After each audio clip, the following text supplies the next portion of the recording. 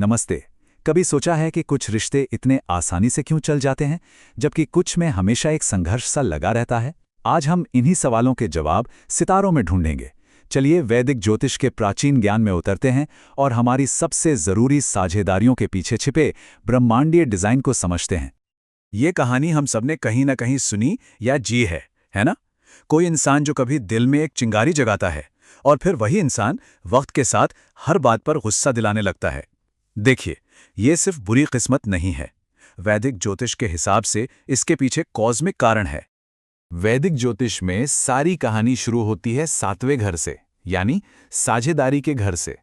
इसे अपना एक पर्सनल कॉस्मिक आईना समझिए। ये सिर्फ आपके पार्टनर के बारे में नहीं है, ये आपके बारे में है। हम जिन लोगों को अपनी तरफ आकर्षित करते हैं वो हमारी ही आत्मा का एक अक्स होते हैं, जो हमारे उन हिस्सों पर रोशनी डालते हैं जिन्हें शायद हम खुद भी नहीं पहचानते। आपके रिश्ते की कहानी सिर्फ एक ग्रह नहीं लिखता, बल्कि 4, जी हां, 4 मुख्य कॉस्मिक खिलाड़ी मिलकर लिखते हैं। आइए इन 4 तत्वों को समझते हैं, जो एक साथ मिलकर आपकी पार्टनरशिप की पूरी तस्वीर बनाते हैं। ये आपके पार्टनर के स्वभाव से लेकर आपके रिश्ते की क्वालिटी तक सब कुछ बता देते हैं। तो सबसे पहले हमारे पास है 7वां घर, जो कि स्टेज तैयार करता है। ये आपके सभी वन-ऑन-वन रिश्तों का मैदान है। आप किस तरह का माहौल बनाते हैं, चाहे वो एक भावुक शादी हो या एक बिजनेस पार्टनरशिप, इसकी नींव 7वां घर ही तय करता है। लेकिन असली मजा तो अब आता है। 7वें घर का स्वामी, इस ग्रह को एक बहुत शक्तिशाली कर्म एजेंट समझिए। ये वो डायरेक्टर है जो दिखाता है कि आपके रिश्ते की ऊर्जा आपकी जिंदगी की कहानी में कहां और कैसे सामने आएगी, और यही चीज असल में विकास और गहरे बदलाव लाती है। फिर आते हैं शुक्र। शुक्र शादी की क्वालिटी बताते हैं। आप इसे अपनी शादी के लिए एक रेटिंग सिस्टम की तरह समझ सकते हैं। AAA रेटेड है या B रेटेड, ये सब इस बात पर निर्भर करता है कि आपकी कुंडली में शुक्र की स्थिति कैसी है। और आखिर में चौथा खिलाड़ी है, जिसे दाराकारक या शॉर्ट में DK कहते हैं। ये सतही आकर्षण से बहुत आगे की बात है। ये बताता है कि आत्मा के स्तर पे आपका अपने पार्टनर के लिए क्या नजरिया है। ये आपका सबसे गहरा, सबसे पर्सनल कनेक्शन है। तो आपकी साझेदारी का फ्लेवर कैसे बदलता है? ये सब इस बात पर निर्भर करता है कि आपके 7वें घर में कौन सा ग्रह बैठा है।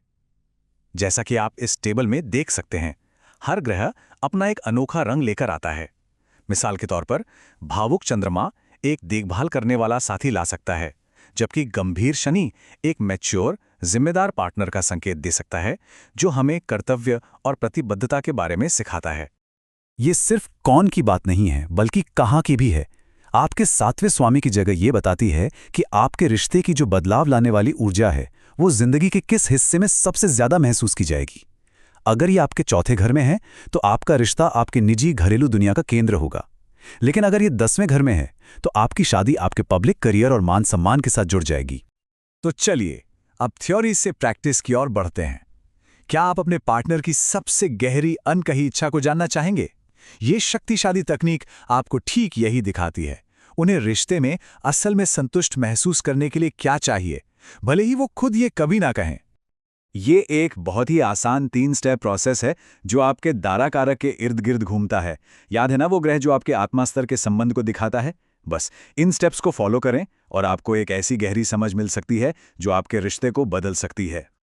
अगर नतीजा एक उग्र अग्नि राशि है, तो आपके पार्टनर को एक्शन, प्रेरणा और रोमांच पसंद है। उन्हें कुछ नया करते रहना अच्छा लगता है। इसके विपरीत अगर ये एक स्थिर पृथ्वी राशि है, तो वे स्थिरता और देखभाल के ठोस सबूत चाहते हैं। सुरक्षा देना, भरोसेमंद होना, यही उनकी भाषा है। क्या ये एक वायु राशि है, तो फिर वे दिमागी कनेक्शन और दोस्ती को सबसे ऊपर रखते हैं। वे एक ऐसा साथी चाहते हैं जो उनका सबसे अच्छा दोस्त भी हो। और जल राशियों के लिए सब कुछ गहरा भावनात्मक जुड़ाव और एक दूसरे के सामने अपनी कमजोरियों को जाहिर करने के बारे में है। वे चाहते हैं कि आप उनकी आत्मा की गहराइयों को देखें और समझें। उस 11वें घर से पता चली जरूरत को अगर हम सक्रिय रूप से पूरा करें, तो ये सीधे सीधे रिश्ते की आत्मा को पोषित करने जैसा है। ये आपके बंधन को मजबूत करने और एक स्थायी तालमेल बनाने की एक गुप्त चाबी की तरह है। तो इन सब का आखिरी मकसद क्या है? आइए थोड़ा जूम आउट करके बड़ी तस्वीर देखते हैं। इस ब्रह्मांडीय दृष्टिकोण से साझेदारी सिर्फ रोजमर्रा की जिंदगी चलाने के बारे में नहीं है। इसका एक बहुत गहरा, बहुत परिवर्तनकारी उद्देश्य है। ये कहावत इसे पूरी तरह से बयां करती है। रिश्ते दूसरे व्यक्ति में खुद को पूरा करने के बारे में नहीं है, वे साथ रहकर अपने भीतर चेतना को जगाने के बारे में हैं। हमारे पार्टनर हमारे सबसे बड़े ब्रह्मांडीय शिक्षक होते हैं। तो मैं आपको इस आखिरी सवाल के साथ छोड़ता हूं। आपका रिश्ता रूपी आईना आपको क्या दिखाने की कोशिश कर रहा है? आपकी साझेदारियां, चाहे वो गुजर चुकी हों या अभी की, कौन से सबक और सच को दर्शा रही हैं? जवाब सितारों में है और आपकी अपनी आत्मा के भीतर। इस ब्रह्मांडीय यात्रा पर मेरे साथ शामिल होने के लिए धन्यवाद।